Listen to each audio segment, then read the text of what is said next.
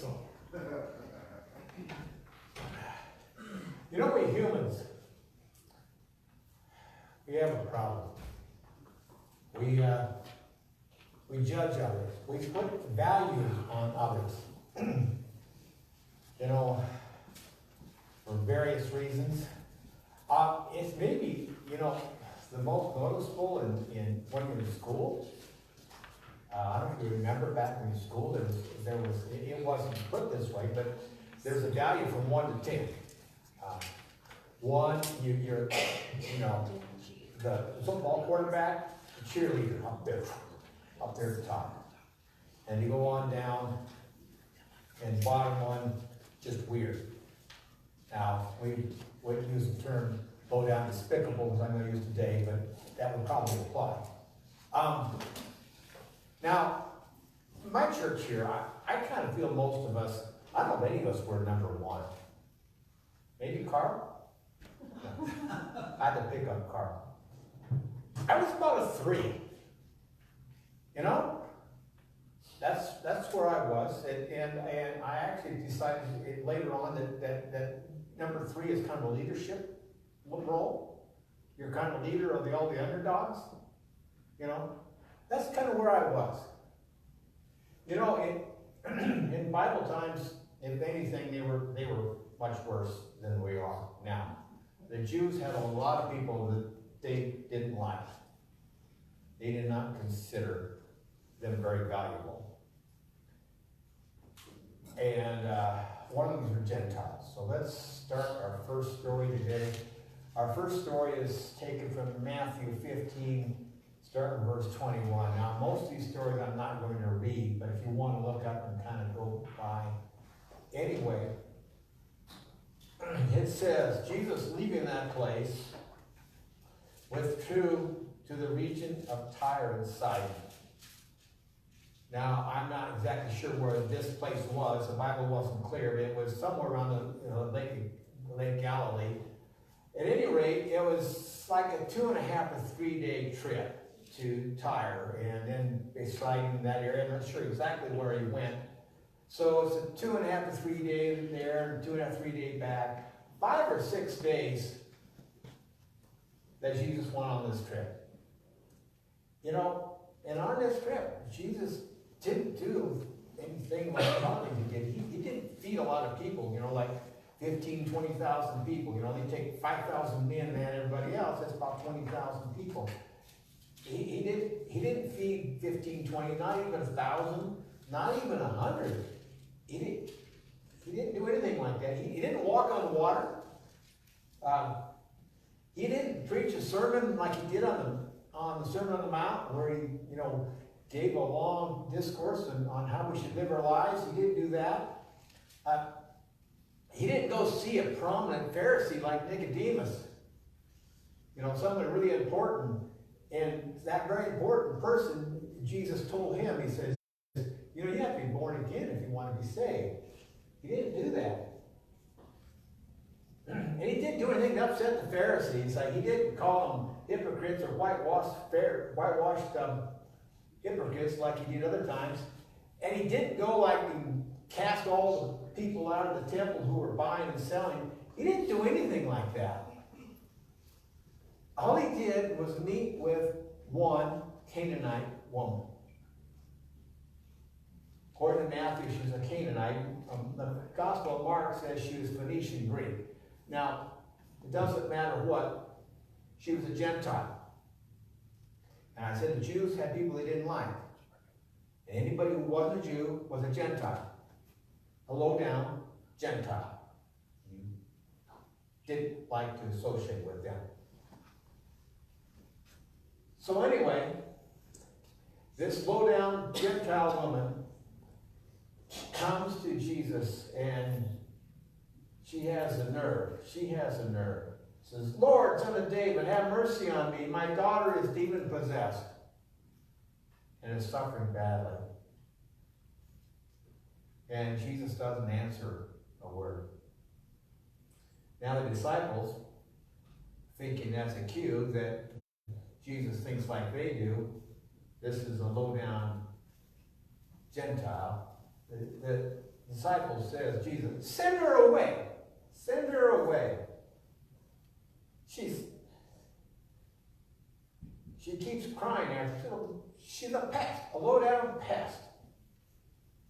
And it would appear at first that Jesus agreed. As Jesus says to her, she says, I was only sent to the lost sheep of Israel.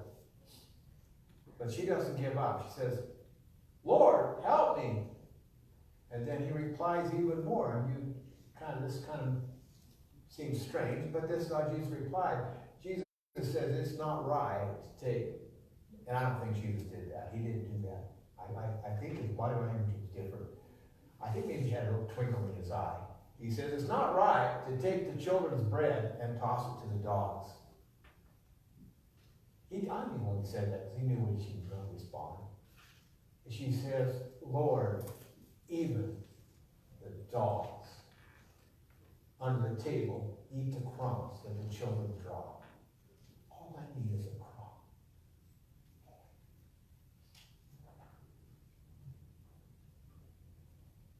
And Jesus says to her, woman, and that was respectful back then to call someone a woman. Woman, you have great faith. Your request is granted. And the daughter was just healed right at that moment. And that's all that Jesus did up there in the region of Tyre and Sidon. It took maybe a couple minutes to tell the story. It probably didn't take much longer for Jesus to do that. That's all he did. And he goes back to Judea. So why? Why did Jesus do that? I mean, that's 6 days. He could have gone to some other village and healed lots of people. He could have preached a lot of sermons. Why just go just to heal one poor, low-down Gentile girl? Why? Our next story we find it both in Matthew 8 and Mark 5. And there's this really large crowd with Jesus, and this leper comes along, a low-down, despicable leper. Must be a terrible sinner, because if he wasn't, he wouldn't have leprosy. That's the way the people felt about it. And not only that, for being low down, despicable, when you add an element of fear to that, that tends to really put that person down, because there was no cure for leprosy. If you got leprosy, that was, you spent the miserable rest of your life. And you were supposed to, when you got close to anybody, holler, unclean, unclean. But this leper didn't do this. He walks right through the crowd, and I imagine the crowd gave him a place to go. I imagine they moved out of the way. Don't get close to me. And he goes right up to Jesus, and he says, Lord, if you are willing, you can make me clean. And Jesus says, I am. And Jesus didn't say be clean. Jesus reached out and touched him. He touched him, and he said, be clean. And he was. So why would Jesus touch a leper? I mean, leprosy is contagious. Jesus, you don't want to get leprosy. Why touch a leper? Why? Why would you do that?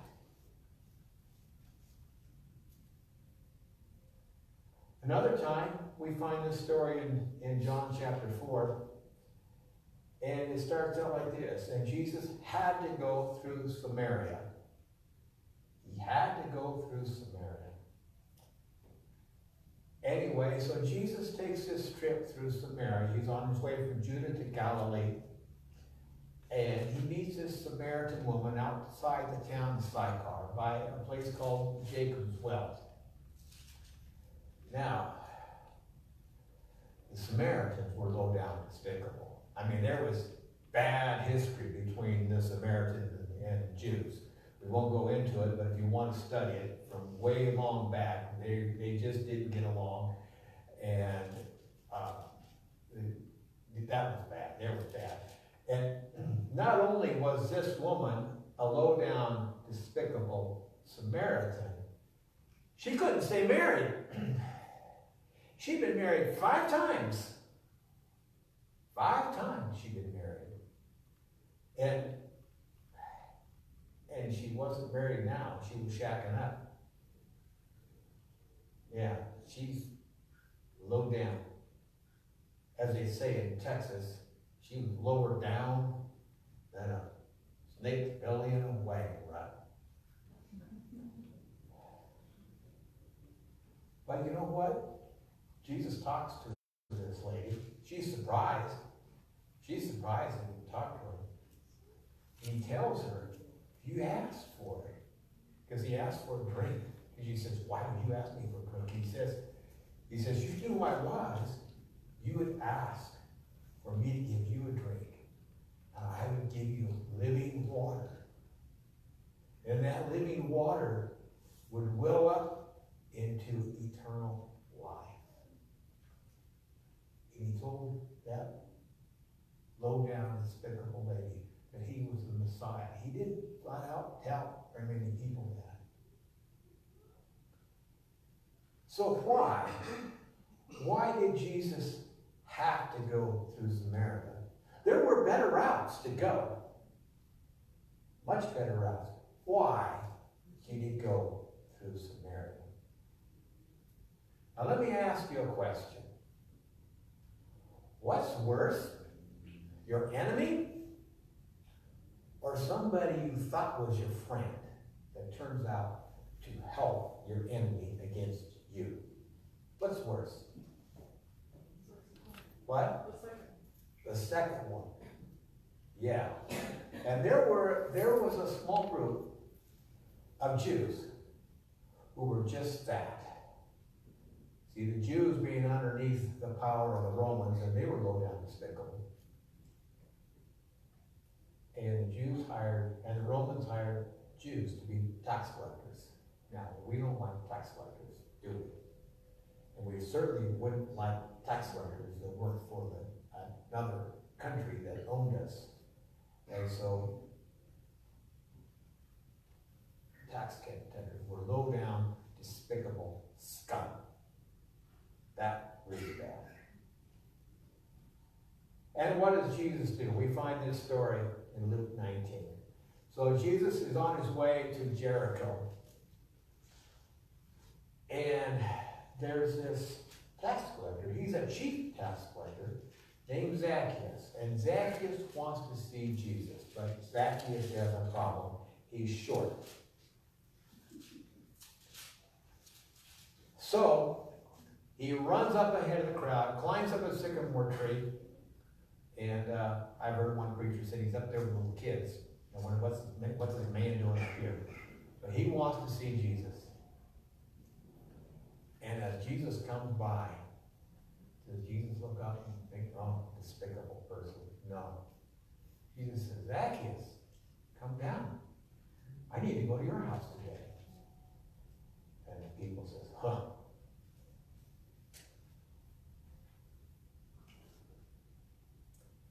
That despicable sinner. Jesus is going to the house of a sinner. But Zacchaeus says, Lord, look, now I give half of my possessions to the poor, and if I have cheated anyone, I will pay them back 4 times. And Jesus says to Zacchaeus, salvation today, salvation has come to this house. So why does Jesus go to be the guest of a sinner, a low-down, despicable scum of a sinner? Why? Why? Well, Zacchaeus wasn't the only tax collector that Jesus interfaced with in his ministry. We find this story in Matthew 9, and at this time, Jesus is walking along, and there is a man named Matthew. He's a tax collector, and he's sitting at his tax booth. And Jesus comes by and he says, Matthew, come with me. He doesn't only take this low-down scum of a tax collector and offer him salvation, he makes him one of his disciples. Matthew becomes one of Jesus' disciples. So Matthew has a big party in his house. And who does he go to invite to his party? Jesus and his disciples, yes. But who else? Tax collectors and sinners. That's the only one that's going to come. So, Matthew invites his low-down scum friends that are tax collectors and sinners, and he invites him to his house. And the Pharisees, they look at that and they say to Jesus' disciples, why? Why does your teacher eat with tax collectors and sinners? Low-down scum, like tax collectors and sinners. So we've been asking the question, why? And I suppose maybe the Pharisees maybe could have asked also why. Why did Jesus take 6 days out of his schedule to heal one low-down Gentile girl? Why did Jesus touch that low-down, despicable leper? Why did Jesus have to go through Samaria, past those low-down, despicable Samaritans? Why did he have to go there? And why? Why would Jesus eat with low-down, despicable tax collectors?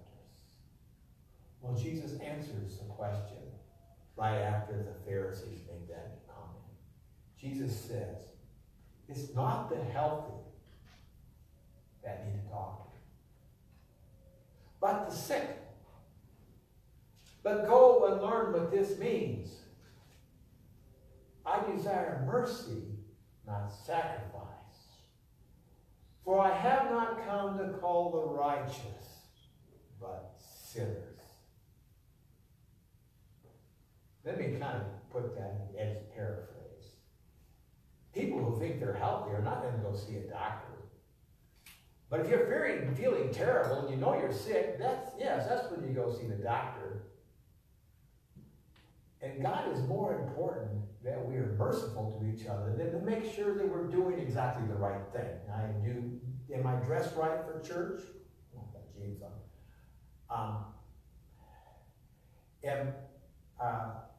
Do I drive the right car? Do I say the right things? Do I do all the things that we are supposed to do as Christians? God is more interested in mercy than that we make sure we dot all the I's and cross the T's and make sure we do everything we're supposed to do. That's more important. And God didn't come to save those high-minded people who think they're righteous. He didn't come to save them because they don't think they need it. But those high-minded righteous people who would think are low-down scum, those are the ones that Jesus came to save because they are the ones willing to accept.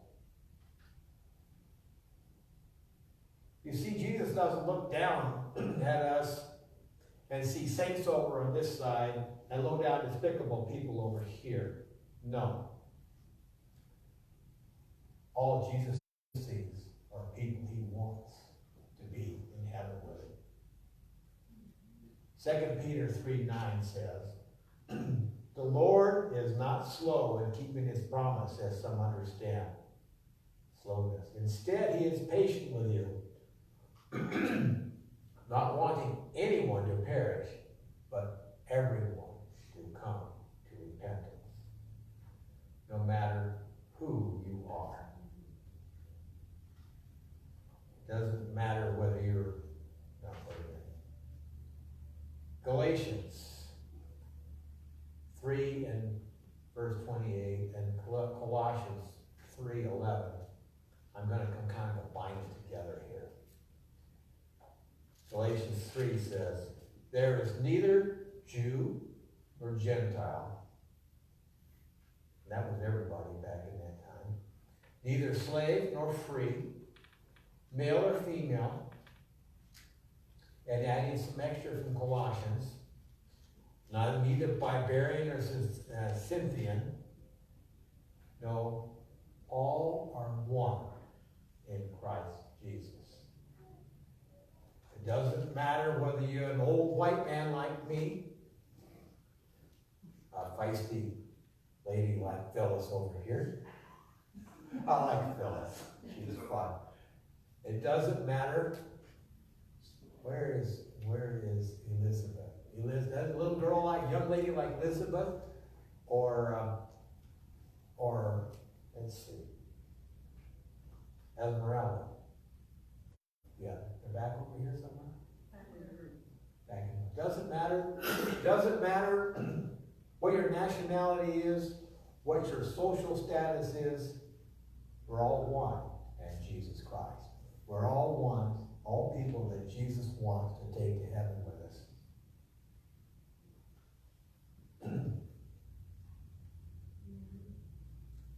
There's one more story I'd like to share with us today. And this one I'm going to read.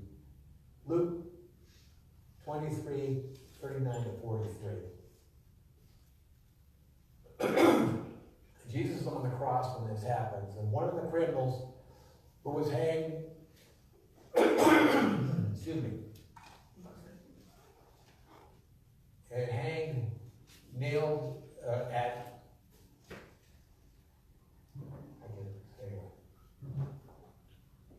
I can't see what that says. Okay, it was hanged beside him. He says, "Are you not the Christ? Save yourself and us." But the other rebuked him, saying, "Do you not fear God, since you are under the same sentence of condemnation? And we indeed justly, for we are receiving the due reward of our deeds. But this man has done nothing wrong." And he said, "Jesus, remember me when you come in your kingdom." And Jesus said to him, "Truly I say unto you today, you will be with me in paradise." So on the cross, Jesus says to the thief, "I know you've lived a low down, despicable life in the past, but I'm offering you salvation right here today. But it looks like I don't have anything to offer because I'm hanging on the cross. Trust me, I'm just offering you salvation.